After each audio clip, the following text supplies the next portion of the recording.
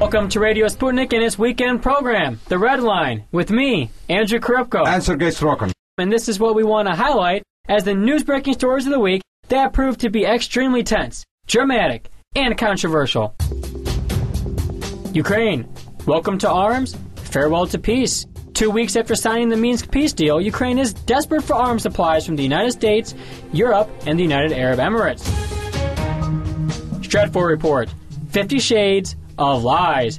U.S. pundits predicted Russia and the EU will collapse, but who actually believes them? And also, British teens and Jihadi John.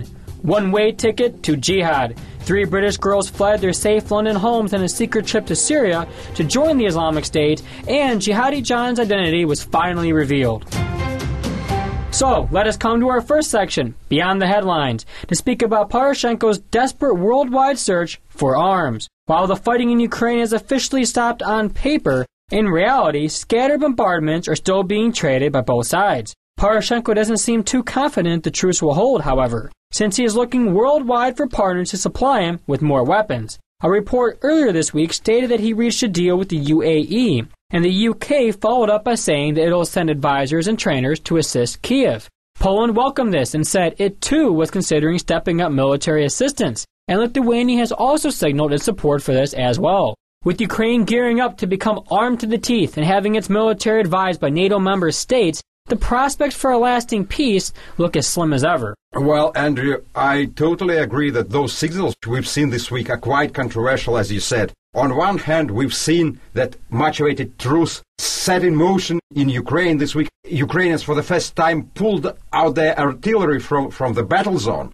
And this is seen as something which generates cautious optimism. But on the other hand, you are totally right that we've seen unprecedented attempts to build military muscles. President Poroshenko trying to get arms and reach deals with army merchants from United Arab Emirates. A strong-worded statement which was made by Prime Minister Cameron, who said that we will send military advisors to Ukraine. And this move applauded by the President of Poland, who went to Japan, and even from Japan he said that, yes, this is a move in the right direction. Lithuanians also supported that. So it seems that the whole Europe is just discussing the question whether they have to arm Ukraine. So the big question comes up.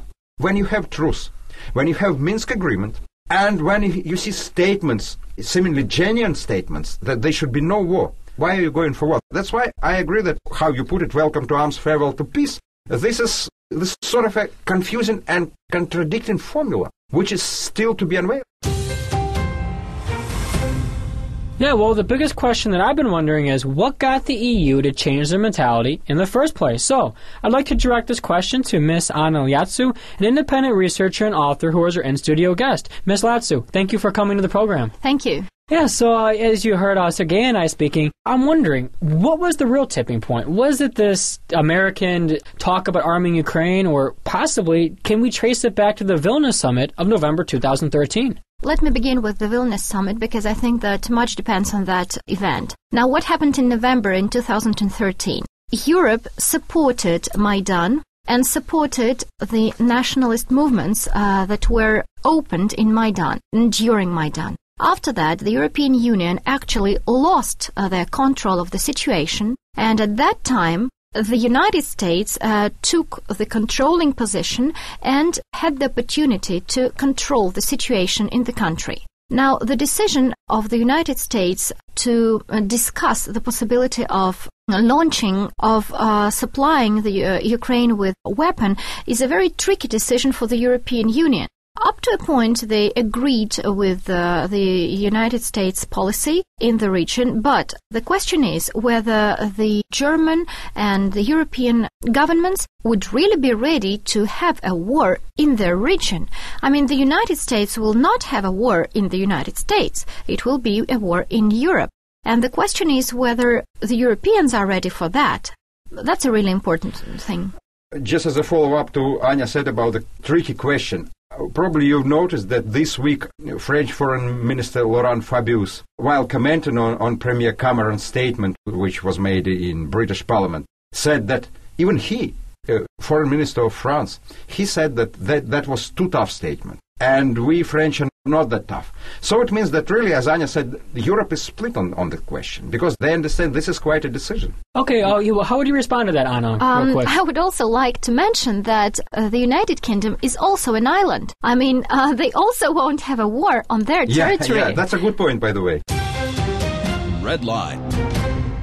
I'd like to bring in another European perspective. Since you mentioned that European continent is a little bit split, I'd like to see how far that goes. And I'd like to invite Mr. Frank Esman, prominent author and radio producer from Copenhagen, to the program. Mr. Esman, thank you for joining us today. Thank you. Hi, so we're discussing the whole talk about arming Ukraine, Poroshenko's search worldwide for weapons, the countries that want to send them weapons and advisors, and the countries that are against them. And what's your take, from Denmark at least, how does it look in your part of Europe? What's the talk about this, and what do you think Europe has to gain by arming Ukraine in the first place? Well, first of all, I think arming Ukraine is not really on. I know that especially in the United States, you have the Republican Party arguing very strongly for it, but there is a certain hesitation in many European countries regarding the arming of Ukraine. So I actually don't think it will happen. On the other hand, we will see military advisors, as you know, from the United Kingdom, Poland, etc., going in. But arming in a larger scale, I don't think will happen. Frank, this is Sergei. So, look, still, as you know, in European Union, because European Union has different groups of interests, you see, different voices. In the European Union, there are countries like Poland, like United Kingdom, which say that they have to go on with their own agenda. What is their benefit actually from that? What can they gain out of if they step into that? Well, first of all, we should see the background of the whole thing. Obviously, Poland is more worried about what has been happening in Russia and the attitudes of Russia, which has, of course, changed in the last couple of years. So there's a internal political consideration to be taken too. I also think that Germany is in a sort of balancing this up because I actually don't think that the major countries of the EU wants a confrontation with Russia, and that's why they are hesitating. But on the other hand, that this rememberment of a sovereign nation like Ukraine, it's a principle which has been broken, and nobody can accept that. That's why you are being hit by sanctions. Other thing is timing. What is important? So we've seen that attempts of muscle building which came on the heels of Minsk agreement, and we've seen this week fragile truce came in effect. Don't you think that this is actually some sort of an attempt to rock the boat, whether we like it or not, but de facto it happens?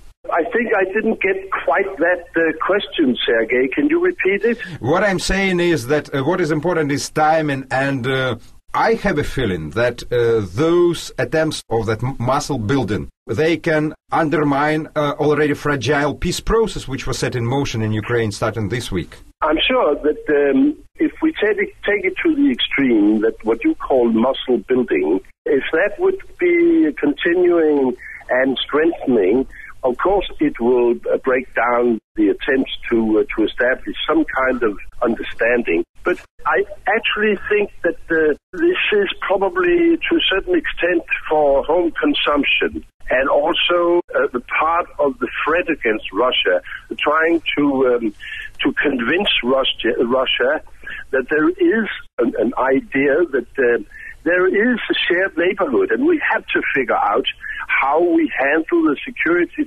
questions in the shared neighborhood. And therefore, in the long run, the idea of muscle building is, of course, something which, to a certain extent, is necessary to calm down the worries that you have in the Baltic countries, in Poland, in the border countries, in the shared neighborhood. But on the other hand, you will see an attempt to reach some kind of understanding with Russia. Okay, well, I have one more brief question, Mr. Esman, because we're running a little bit low on time. Do you think that these divergent views, these divergent interests over arming Ukraine, and we can even say sanctioning Russia, because sometimes there's an overlap, sometimes there's a difference, can this be splitting the EU even more than it already is? I think not, actually. I think that the EU is well aware that the Russian government that is today, of course, will try to split the EU, and they will be very aware of that, and they will try to avoid it. You might see the occasional diversion of interests and diversions of opinion, but no, the EU will not be basically split over this.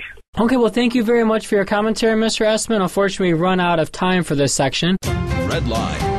Now I'd like to just propose another question to Ms. Liatsou, our in-studio guest. So, with everything that Frank said about, the EU, there's these different interests, yet he doesn't think the EU will fracture even more over this. What's your take? Because as you know, the Cypriot president was in Russia the other day, and they signed a small military agreement.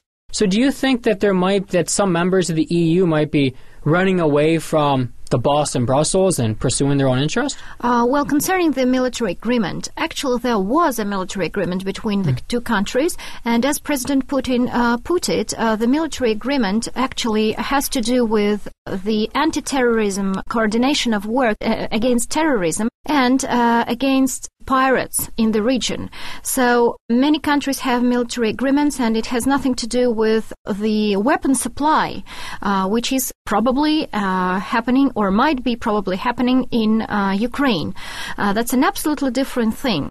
Russia has always had military agreements with France, with Germany, with Greece, with the United States, with any other country, and that is a normal situation.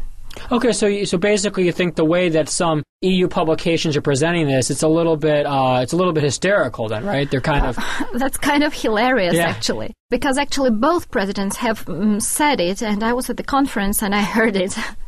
Well, I want to make brief remark also regarding that.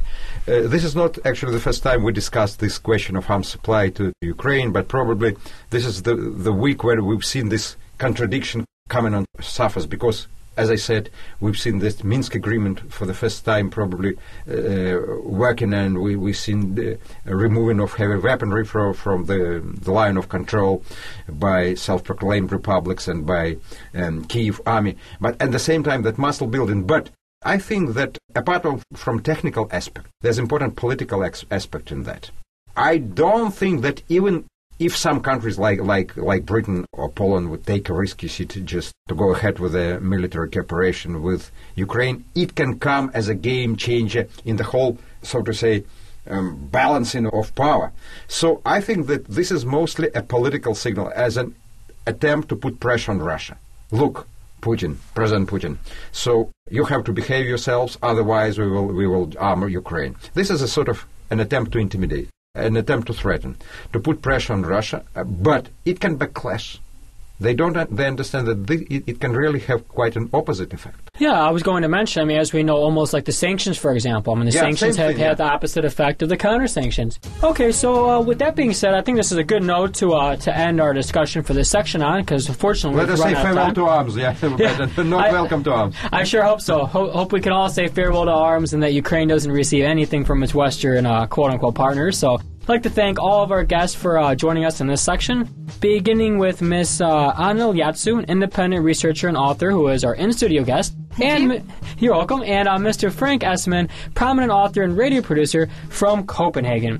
Following in our program, we have Stratford Report, 50 Shades of Lies, and British Teens and Jihadi John, one-way ticket to jihad. Stay with us.